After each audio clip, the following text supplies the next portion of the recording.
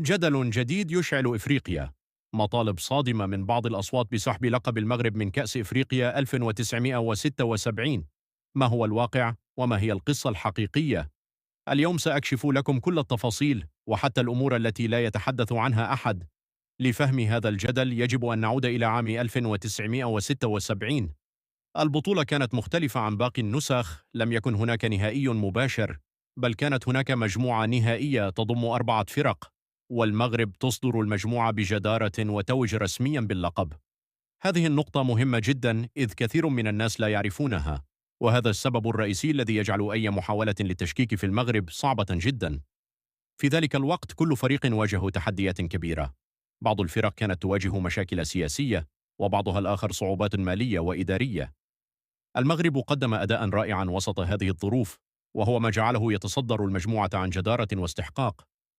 الإعلام في ذلك الوقت قلل من الإنجاز بشكل كبير، وهذا يزيد من أهمية إعادة تسليط الضوء على الحقيقة اليوم. الآن لماذا ظهر هذا الجدل؟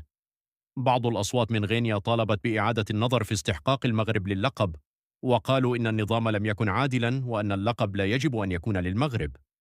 ولكن الحقيقة الرسمية تقول إن الاتحاد الإفريقي لكرة القدم CAF لم يبدي أي اعتراض، واللقب معترف به رسميا، وأي محاولة لإلغاء اللقب ليس لها أساس قانوني. ولكن هناك تفاصيل خطيرة لا يتحدث عنها أحد. البطولة أقيمت في ظروف صعبة، وكثير من الفرق واجهت مشاكل سياسية ومالية. المغرب قدم أداء قويا، ولكن الإعلام في ذلك الوقت قلل من الإنجاز، وحتى بعض الصحف الإفريقية حاولت خلق جدل قبل سنوات، لكن الاتحاد الإفريقي دافع عن الحقائق، أي أن هذا الجدل الحالي ليس جديدا، ولكن الطريقة التي ظهر بها الآن صادمة جدا. شخصيا أرى أن هذه المطالب غير منطقية.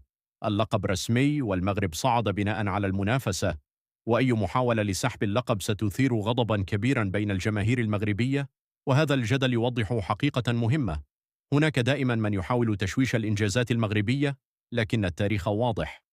ولكن هل هذا الجدل فعلا من غينيا؟ ربما هناك أطراف أخرى تستغل الموضوع لتشويش الإنجازات المغربية. قد يكونوا منافسين، أو بعض الصحف الخارجية، أو حتى أعداء آخرين للوطن. وربما سبب ظهور هذا الجدل الآن مرتبط بالإعلان الأخير عن تتويج المغرب بطلا لكأس إفريقيا 2025، وهو ما يمكن اعتباره بمثابة رد أو انتقام من بعض الأطراف التي لا ترغب في نجاح المغرب. علاوة على ذلك يجب أن نفكر في الدروس المستفادة.